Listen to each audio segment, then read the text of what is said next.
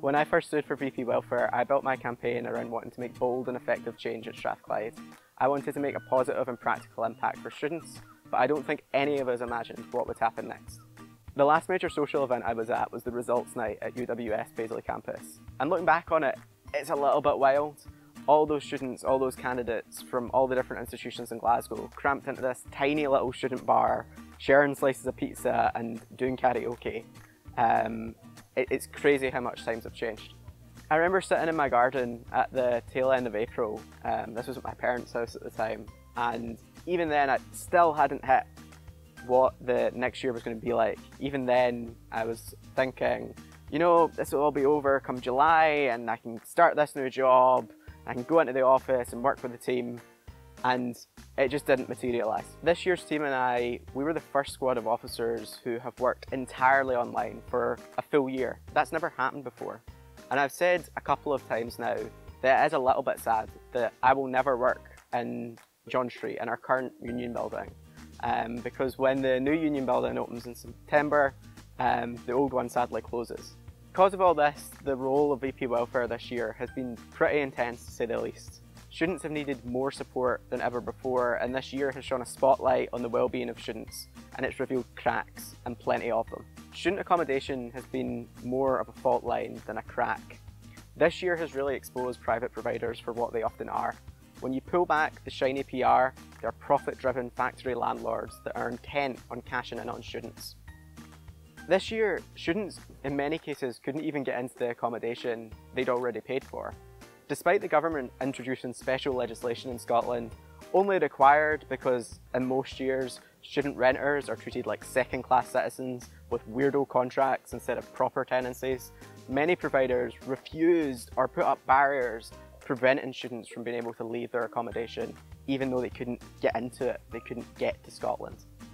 Any compassionate individual, given the current circumstances, would let people leave their contracts, let people leave their tenancies. Yet this year showed that private providers, in many cases unfortunately, don't have that compassion, and that corporations are not individuals. They're driven by profit, first and foremost. We were able to build a campaign to help students get out of these arrangements. Starting at a local level, we called out these providers to their face and in public. We shamed them, because frankly, they should be ashamed.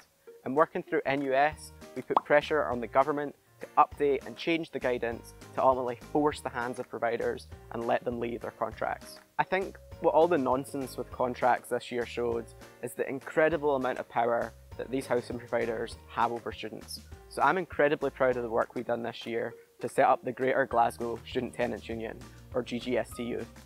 The GGSTU is a citywide tenants union for students designed to shift the balance of power away from exploitative landlords and into the hands of student tenants. This past year, we laid the foundations for the GGSTU, and I really hope that next year they hit the ground running and heap on the pressure as we seek to change the housing system in Glasgow for the benefit of all students.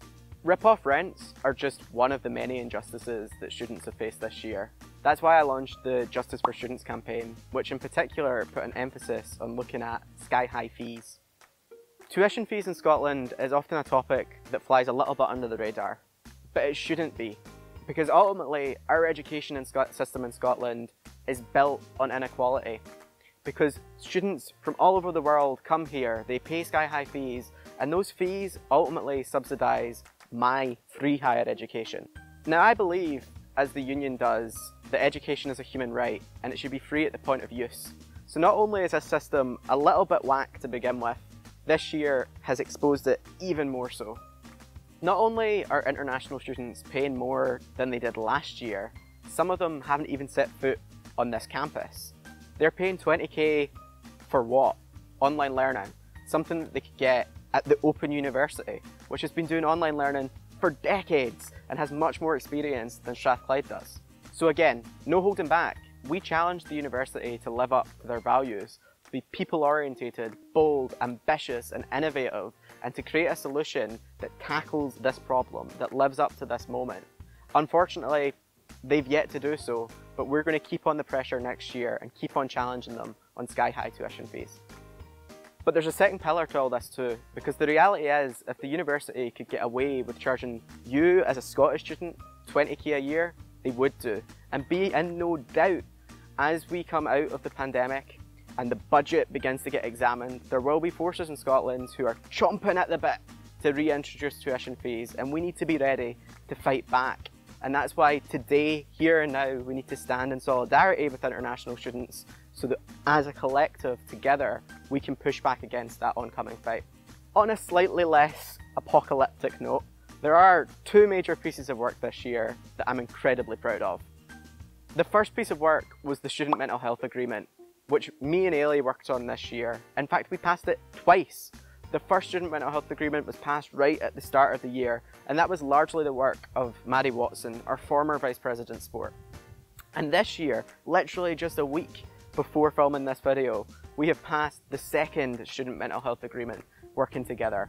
And it will be transformational. It recaps all of the amazing stellar work that's been done this year and sets out what we're going to do next year to improve student mental health and wellbeing at Strathclyde. The hope with the agreement is that by building student mental health and wellbeing into the nooks and cranny of every part of the university, that year on year we can make improvements in the overall student experience and make Strathclyde a more supportive place than ever to study and learn.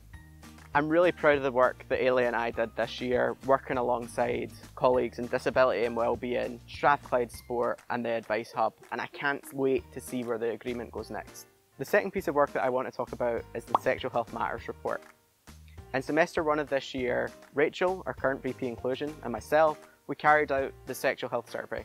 The survey had over 600 respondents and 400 completed responses, and we've now compiled that into a comprehensive report that details the sexual health and wellbeing of students at Strathclyde.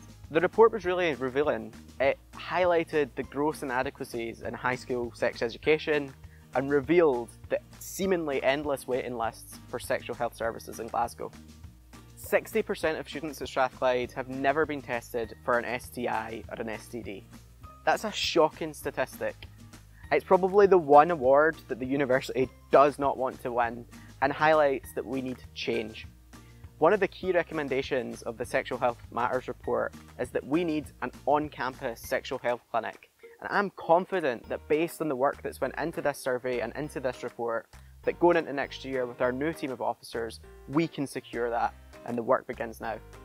So yeah, what a year. We've done quite a bit when you think about it, in some less than stellar circumstances. Certainly more than I can fit into this video. For me, the highlights of the year were probably the GGSTU and the Sexual Health Matters report. When I think about it, they're probably going to be two of the most impactful pieces of work that I've done in my time as VP Welfare. Honestly, I have some quite mixed emotions. I've said many times before that I've really loved being your VP Welfare this year. It's genuinely been an honour and a privilege. At the same time, I know your next VP Welfare quite well, and I know they'll do an amazing job and take forward the work that I've started this year. Of course, it's not like I'm going too far away, because you, the amazing Strathclyde students, have elected me to be your next Strath Union president, and I can't wait to get started with the new team. It's going to be great. But that is a video for another day, and I think I'll leave it there. Bye.